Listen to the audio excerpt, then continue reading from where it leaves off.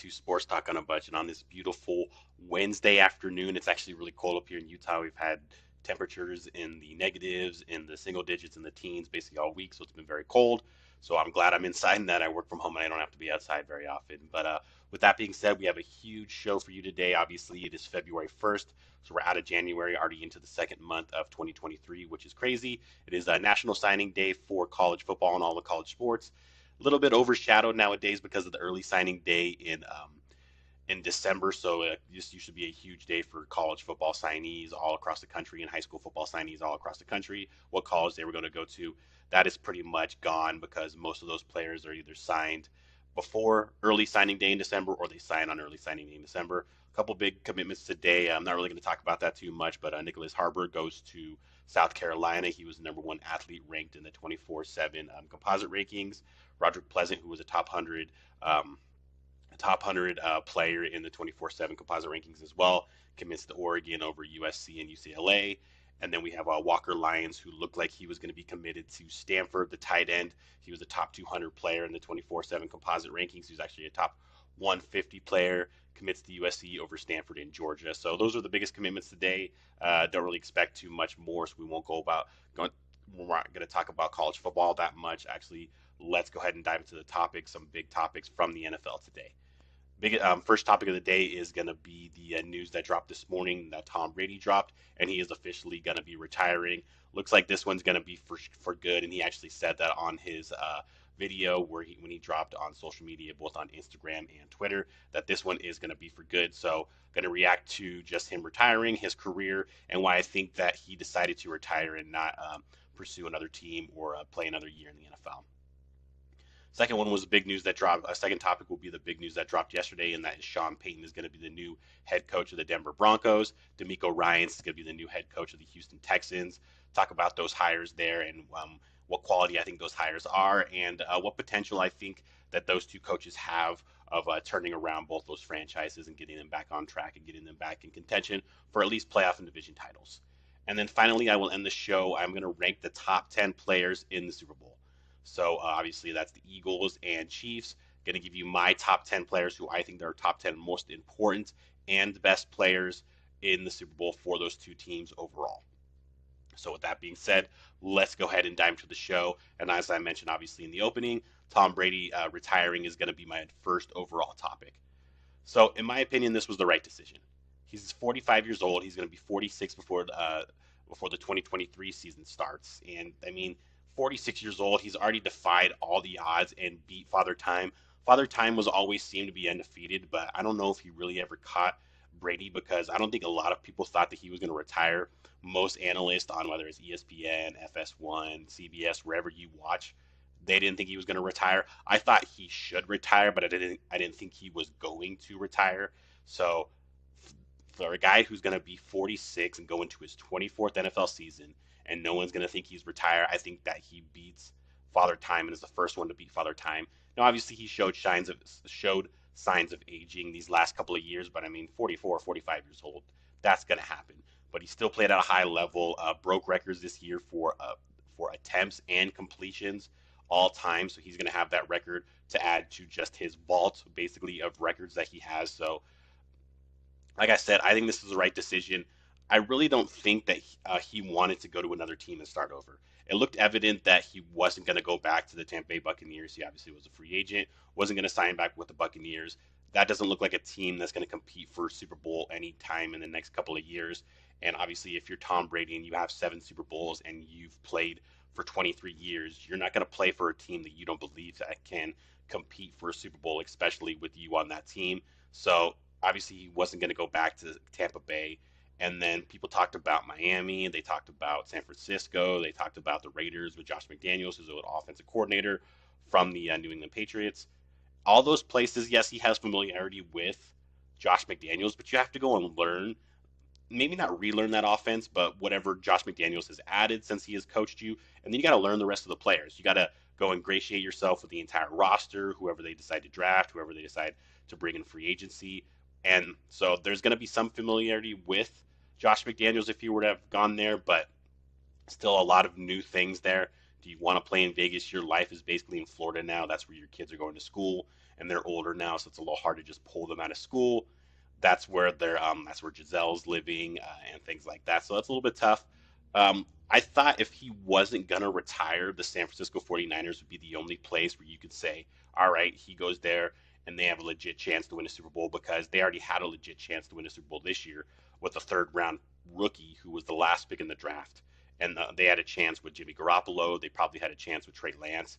So you put in Tom Brady there, and he probably is good enough. And he's a guy that hasn't really been hurt or missed a game other than the 4-game suspension since the ACL injury in 2008. So he hasn't missed a game in 14 years that wasn't due to some crazy Deflategate suspension.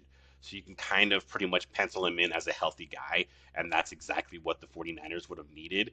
But then again, you still have to go and learn Kyle Shanahan's offense. You got to go learn the personnel there, even though the personnel is staggering how good it is. Obviously, Kittle, McCaffrey, Debo, Ayuk. The offensive line's not bad. Trent Williams is probably the best left tackle in the league. So the roster is outrageous, but you still have to go learn all those players, go learn a new system in your 46th year of age, in your 24th season in the NFL. I just don't believe that he was willing and wanted to really go and start over with a new team. So that's why I think he doesn't go to the San Francisco 49ers. Miami was probably never really an option, even though it's still in Florida. They're going to still give it a try with Tua Tagovailoa. Obviously, he was a first-round top 10 pick for them when they drafted him a couple years back. So they're going to give him every single opportunity that he can to make this his team going forward. You sign Brady and you probably kill any kind of confidence that Tua Tagovailoa had, if there's any really much left after all the tampering they've done to get quarterbacks in there the last couple of seasons, and then obviously the concussion issue that he's had this year as well. So, like I said, I just don't think he really wanted to start over with a new team, so that's why he decides to go ahead and just retire. Just looking at his career, obviously, greatest of all time quarterback, and that's no doubt. 7 Super Bowl championships, 3 regular season MVPs, 5 Super Bowl MVPs, 15 Pro Bowls. Basically owns every major all-time passing statistic that you can. Most passing yards for a career, he owns. Most touchdown passes for a career, he owns. Completions, owns. Attempts, owns. Everything. Most wins, owns. Most playoff wins. I mean, he has more playoff victories than like 75% of the actual franchises in the league. It's just staggering the numbers that he has. I mean, outside of, I think, the Patriots on their own, the 49ers, I think the Cowboys, and maybe Green Bay, and the Steelers, those are the only franchises that have more playoff victories than him as a singular player. So obviously, unbelievably the GOAT, just not even close.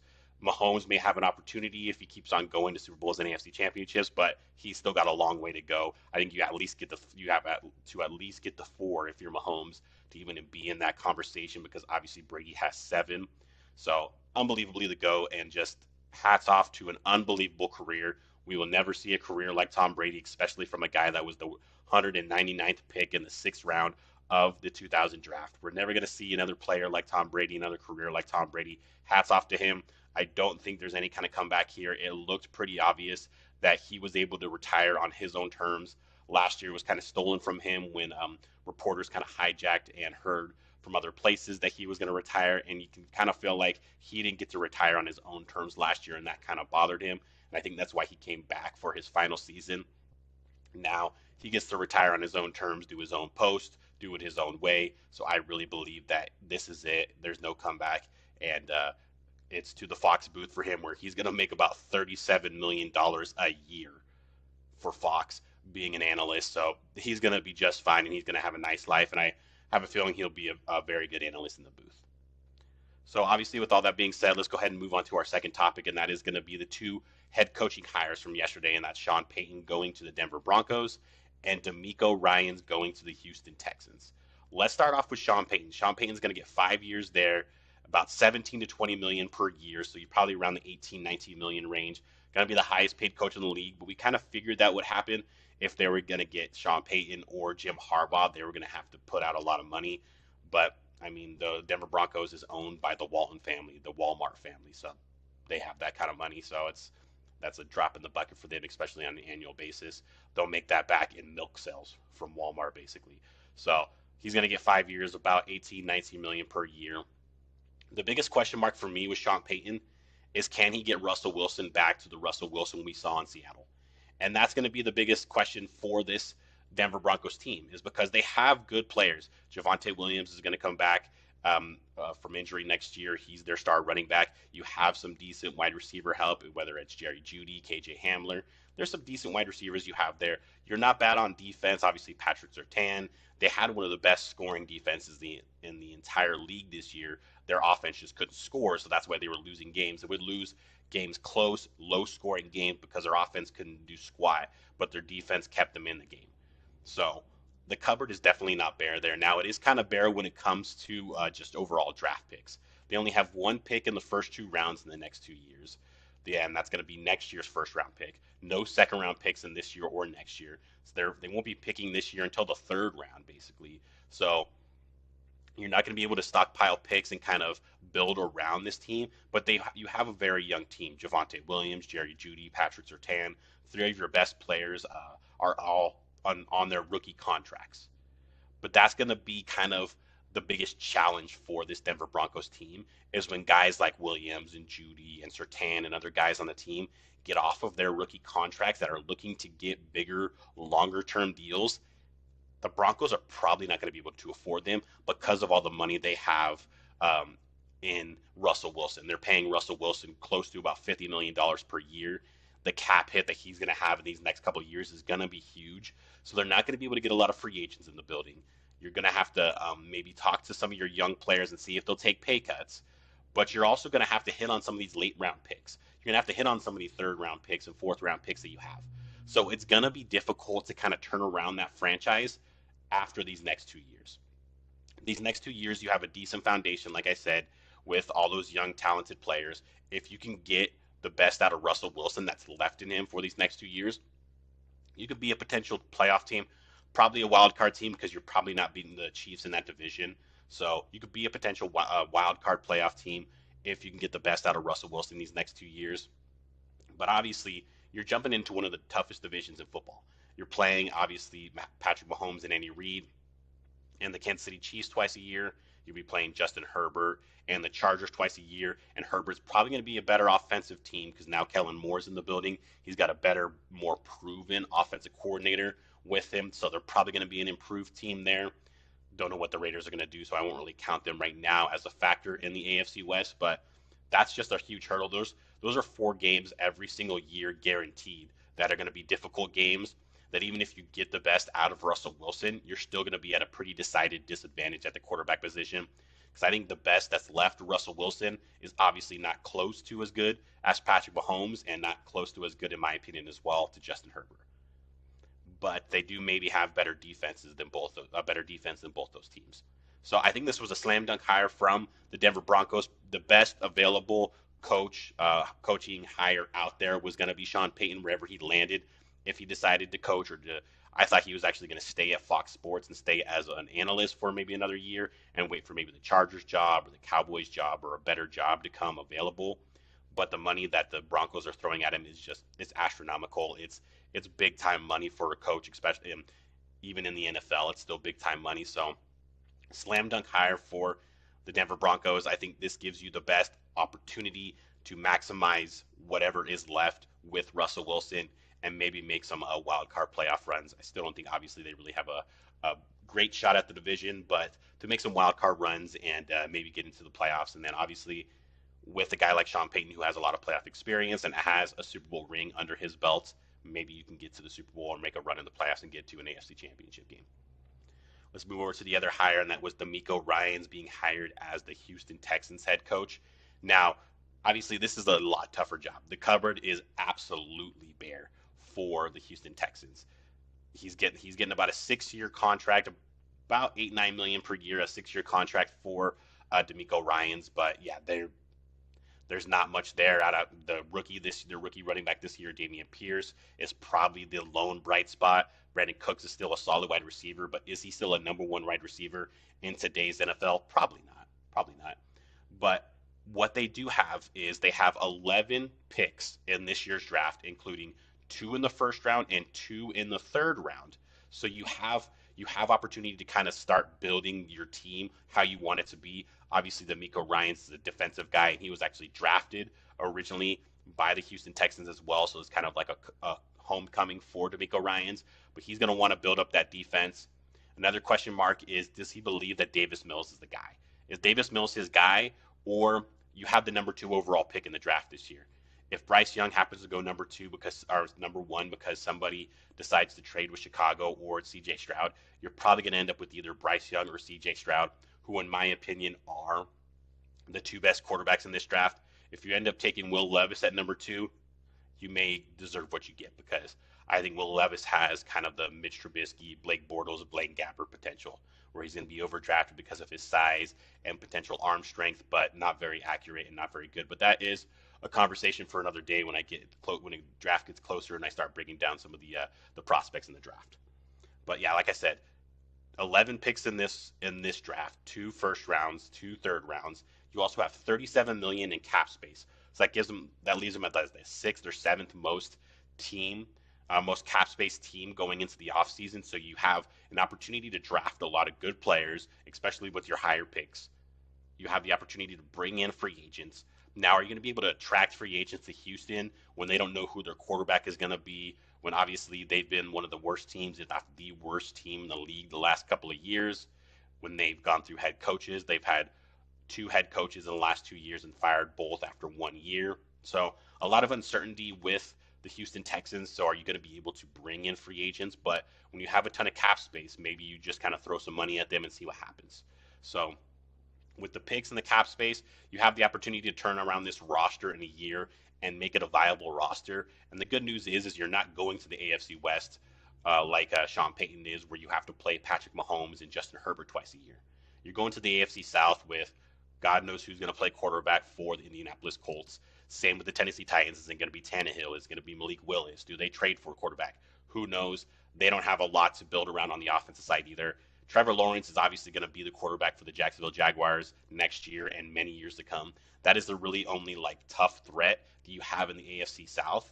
And if the Colts and Titans don't get their act together, you might be able to get a couple of wins in the division and maybe make a run in the division as well, because I do like the Jaguars going forward in that division, but at the end of the day, they're still the Jacksonville Jaguars. I need to see consistency over a long period of time before I believe that they can actually be consistent over a long period of time.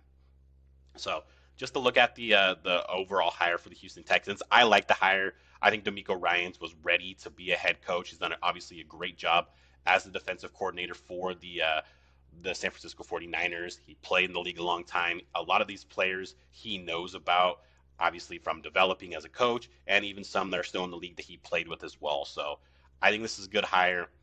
And if you're the Houston Texans, and obviously they give him a 6-year deal, so this is not going to be a one and done coach, because you don't want to be having to pay 3 different coaches and then hire a 4th coach. So this is going to be a guy for the long haul, and I think this is a guy, if he can find a good offensive coordinator on his staff, I think he can definitely turn around this team, and he's going to have the picks and the cap space to do so. So good hire for both the Broncos with Sean Payton and the Houston Texans with Demeco Ryans. The only jobs left are the Indianapolis Colts and the Arizona Cardinals. We'll see who hires them there, but I'll talk about those hires when they come around.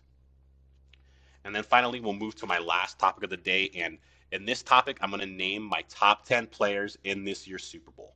So obviously, we have the Chiefs and the Eagles. I'm going to start from 1 and go to 10 and give you who I think are the top 10 best and most important players in this year's Super Bowl. Let's go ahead and start with 1, and 1's obvious. I mean, he's the best player in the entire NFL. He's definitely the best player in this Super Bowl, and that's Patrick Mahomes, obviously quarterback of the Kansas City Chiefs. And even on one leg, I think he'll be a little bit more healthy, but it looked like he may have re-aggravated that ankle injury in the second half of the AFC Championship game. But he's got 2 weeks to kind of get better and get that ankle better as well. He's probably not going to practice a ton. He'll probably be on a limited basis, do a lot of film work and things like that, but maybe not practice on his feet as much. And then once you get to Super Bowl week, your practice becomes limited because of all the media responsibilities that you have to do as players. And then obviously a high-profile player with Patrick Mahomes, he's going to have a lot of media availability that he's going to have to do when he's there for the Super Bowl week. So I think Patrick Mahomes will be okay. The ankle will probably still be limited, but he's still Patrick Mahomes. He's still the best quarterback and best player in the NFL, and obviously, in my opinion, the best player in this game in the Super Bowl. And then my number 2 overall player in the Super Bowl, I'm going to stay with the Kansas City Chiefs, and I'm going to name it as Travis Kelce. And it's not just because I think he's the second best player in this Super Bowl, but I think he's the second most important player in the Super Bowl. Patrick Mahomes and Travis Kelce have an unbelievable connection and bond.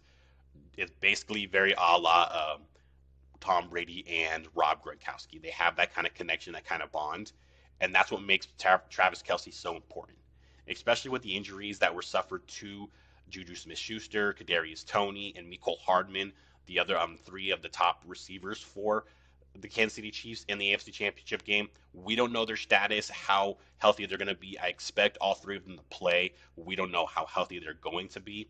Travis Kelce is going to have a monster game for this Kansas City Chiefs team to have an opportunity to beat the Eagles and win the Super Bowl. So that's why I think Travis Kelce is not just the second best player in this Super Bowl, but he's the second most important player as well. Move to my third overall player, my third most important player in this Super Bowl, and that's going to be Jalen Hurts. Now, obviously, Jalen Hurts is probably not the third best overall player, but he's the third most important because he plays the most important position on the field, and that's the quarterback position. In this day and age, in 2023 in the NFL and in college football, and basically any level of football, the quarterback position is more important than it ever has been in this sport, and that's why Jalen Hurts is ranked as number 3. He's probably going to finish second in the MVP voting to my number 1 overall player in the Super Bowl, and that's Patrick Mahomes. But Jalen Hurts did not look great in the NFC Championship game against the San Francisco 49ers, was missing passes, was throwing long. They didn't need him to do a lot. He did look great in the divisional round game against the New York Giants. This is a different animal here. The Chiefs aren't a juggernaut on defense, but they can get after the quarterbacks, especially with their front seven, with Chris Jones and Carlos Dunlap and those boys, and Frank Clark. So Jalen Hurts is going to have a big game because he's going toe-to-toe with the best quarterback in the NFL in Patrick Mahomes, and he's going to have a big game, not just on the ground running the ball, which he can be very effective doing, but also throwing the ball to his 2 stud receivers in A.J. Brown and Devontae Smith. So that's why I think he's the third most important player in this game. Probably not the third best overall player, but the most important player because of the impact that he can have on a game and the impact that the quarterback can have on a game as well.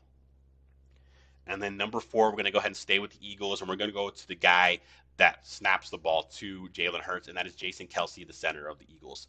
Now, not a lot to talk, obviously, with centers and offensive linemen. There's not a lot of stats to break down. He's an all-pro player. He's been an all-pro player 4 or 5 times, Pro Bowl player a number of times. Probably the best, obviously, he was voted as the best center in the league. So best center in the league in Jason Kelce. But he's also going to be a guy that's going to have to be tasked with slowing down Chris Jones and that defensive front, Chris Jones, Frank Clark, Carlos Dunlap, the defensive front that plays better from the interior than on the exterior. Usually when you worry about pass rushing, it's from the exteriors, from your defensive ends, outside linebackers. With the Chiefs, it's more of the interior. It's more the defensive line with Chris Jones and Carlos Dunlap. Now they do move out to the outside, but they will be inside as well. And Jason Kelce will be a guy tasked with blocking them from time to time. And then he's huge in the run game. And the run game is obviously huge for the Philadelphia Eagles. They're one of the top-ranked rushing teams in the entire league. He is huge in the run game, opening up holes for either Miles Sanders, Kenneth Gainwell, and sometimes even Jalen Hurts. So Jason Kelce is very important in this game. Best center in the league, one of the best centers of the last decade or so, probably a Hall of Fame center as well. And then we'll move to my number 5 most important player in this game. We'll move back to the Kansas City Chiefs, and that is defensive tackle Chris Jones. You saw his impact in the AFC Championship game was just all over Joe Burrow. Only got 2 sacks, but hit him like 4 or 5 times, hurried him another couple of times as well. He is a guy, all-pro player as well, the defensive tackle position, potentially defensive player of the year as well. He is a guy that can wreck a game from that defensive tackle position and kind of wreck the game, or at least wreck that last drive for the Cincinnati Bengals, and was the reason that the Kansas City Chiefs were able to get the ball back for their game-winning drive to get to the Super Bowl. So Chris Jones, I think, is going to be very important because obviously the Cincinnati Bengals had a banged-up offensive line, and Chris Jones was able to take advantage of that. The Philadelphia Eagles have 2 all-pro players on their offensive line. One of them was Jason Kelce, who I just mentioned. One of them was a guy I'll mention later in Lane Johnson, the left tackle. So it's going to be a lot harder to get to Jalen Hurts than it was to get to Joe Burrow. But Chris Jones is a guy that is going to be able to do that. He's a guy that even if you have a entire offensive line of all pros, is still a guy that can wreak havoc and make things happen as well. So Chris Jones is my number 5 most important player in this game. My number 6 most important player in this game, we'll move back to the Philadelphia Eagles, is going to be A.J. Brown, the wide receiver. And the reason I have A.J. Brown, the wide receiver, as the number 6, obviously a Pro Bowl player, one of the best wide receivers in the league this year, was a huge impact player to this Philadelphia Eagles team, obviously, especially on the offensive side. But he's going to have a big game in this game. And if, like I said, the Kansas City Chiefs defense isn't great. They're great up front in the front seven, but their back end, their secondary is where they're able to be had.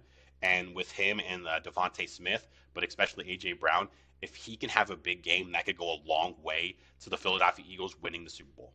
And he's had a great year this year. He's an unbelievable wide receiver, big, strong guy, can go up and make any catch, but can also get yards after the catch as well. So a very important player for this Philadelphia Eagles team. Obviously, the offense and Jalen Hurts rely a lot on A.J. Brown, so that's why I got him as the 6th overall most important player in this game. And then we'll move to 7, and we're going to stay with the Eagles again, and that's going to be Darius Slay. Darius Slay is an all-pro cornerback. He is a Pro Bowl cornerback, obviously. He is one of the best corners in the entire league. He's going to be tasked to pick up one of the wide receivers, whether it is Juju, Marquez Valdez-Scantling, or Tony or Mecole Hardman, whoever it is. He's going to be tasked to pick them up, or if he's going to play in zone, maybe keep an eye on Travis Kelce, things like that. But he is an impact player. He is a guy that can shut down your receiver. He is a guy that can play well in zone as well and make plays, get interceptions, get turnovers, and can run with the ball once he gets the ball in his hands as well. He's a very good impact player. He's got James Bradberry on the other side, so they do have a great cornerback tandem and have some good safety help. Their defense is just stacked from top to bottom, whether it is up front or in the secondary. And Darius Slay is probably, in my opinion, their best defensive player on a very, very good defense. So that's why I have him as the number 7 overall most important player. And then we'll go to number 8, and we're going to stay with the Eagles again, and that is going to be Lane Johnson, the left tackle, as I mentioned earlier. He's the other all-pro offensive lineman for this Philadelphia Eagles team. And I mean, he's also going to be tasked to stop Chris Jones and Frank Clark and Carlos Dunlap and whatever kind of blitz packages that Steve Spagnuolo is going to bring in this game from the defensive side. So he's going to have a big game as well. Obviously, protecting Jalen Hurts and however healthy that or not healthy that shoulder is for Jalen Hurts. And he's huge in the run game as well. And like I said, that's a big part of what the Philadelphia Eagles like to do is run the ball. And Jason Kelce and Lane Johnson are big in that. Lane Johnson is probably a guy that's going to head to the Hall of Fame as well. Multiple-time All-Pro, multiple-time Pro Bowler, All-Pro this year. When he was out of the lineup for a couple of games this year, you could tell the difference. You could tell the difference. There was more pressure on the quarterback. Their run game wasn't as good. He is a guy that's definitely important to what they like to do on offense. And Lane Johnson is my number 8 most important player in the Super Bowl. And number 9, we're actually going to stay on the offensive line, but we're going to move over to the Kansas City Chiefs, and we're going to go center Creed Humphrey. Center Creed Humphrey, he's a second-team All-Pro. He's only in his second year, made a Pro Bowl this year, but he's also a guy that's going to help protect Patrick Mahomes, and that's going to be a key in this game because in the first half of the AFC Championship game, Patrick Mahomes was really not hurt, really not hit too much by the Cincinnati Bengals. In the second half, guys like Osai and Hubbard and Hendrickson started to get after Patrick Mahomes, and you could tell that affected him, and they weren't that effective in the second half. They didn't have a great second half, the Kansas City Chiefs on offense, and he was banged up most of that second half. So this will be an interesting play here for the Kansas City Chiefs, and Creed Humphrey is going to be huge because they're going up against a Philadelphia Eagles front that leads the league in sacks by more than 15 sacks. They have 70. The next closest is 55. So they lead it by 15. So this is going to be a huge task for Creed Humphrey in that offensive line. He is by far, I think, the best offensive lineman on that Chiefs front. So that's why I'm going to go ahead and have center Creed Humphrey. Yes, we have 2 centers on this top 10, which is crazy. But center Creed Humphrey from the Chiefs as the number 9 overall most important player in this game. And then we'll round out the top 10 with my 10th most important player in this game. We're going to head back to the Philadelphia Eagles, and that is going to be Devontae Smith. Devontae Smith is obviously the other wide receiver to go along with A.J. Brown. Both him and A.J. Brown had 1,100-yard seasons. They were both solid, but Devontae Smith is a guy that makes A.J. Brown effective as well because you can't always double A.J. Brown. They're probably going to have Trent McDuffie, their young rookie corner for the Chiefs, on A.J. Brown to try to slow him down. But who are you going to have on Devontae Smith? So if A.J. Brown doesn't have a big day, Devontae Smith could have a big day, or vice versa. But it makes this Philadelphia Eagles offense harder to defend because they run the ball really well with Hurts, Sanders, and Gainwell. And so you have to respect the run game from this team, and that opens up passing lanes. And you have to respect their passing game, not just AJ Brown, not just Devontae Smith. They also have a solid tight end in Dallas Goedert as well. So they have receiving threats as well, going along with that really stout run game. So Devontae Smith could be a guy that could be one of the potential MVP candidate in this game, because maybe the Chiefs defense is focusing more on AJ Brown or the run game, and Devontae Smith gets open. Had the biggest catch of the NFC Championship game, even though it wasn't really a catch, but that fourth down catch, he actually made it close enough where the refs couldn't see if he caught it or not, and the 49ers weren't quick enough to challenge it. So that was the biggest play of that game, obviously early on as well. So that's why I have Devontae Smith as my 10th overall most important player. So just to recap from 1 to 10, we'll go Patrick Mahomes 1, Travis Kelce 2, Jalen Hurts 3, Jason Kelce 4, Chris Jones 5, AJ Brown 6, Darius Slay 7, Lane Johnson 8, Creed Humphrey 9, and Devontae Smith number 10. Those are my 10 most important players in the Super Bowl. Obviously, there's guys that are missing that are going to be impactful as well. Dallas Goedert will be impactful. Fletcher Cox on the defensive line. Brandon Graham will be impactful. There'll be some other impactful players on both teams. These are just my top 10 most impactful and important players in this game. And can't wait to watch this game. I think it's going to be a really good game. Pretty evenly matched teams with strengths and weaknesses in some glaring areas as well. So that has obviously been my show. Thank you for watching. This is Sports Talk on a Budget. My name is Cody. I will always be your host. You can watch the video version of this on YouTube. If you prefer the audio version, it is an audio podcast available on Spotify, Apple Podcast, Amazon Music, or basically wherever you listen to your podcast. And then please go like and subscribe to the YouTube channel, and please go follow me on my social media channels, whether that's Facebook, Instagram, Twitter, or TikTok under Sports Talk on a Budget. Thank you for listening, and have a great day.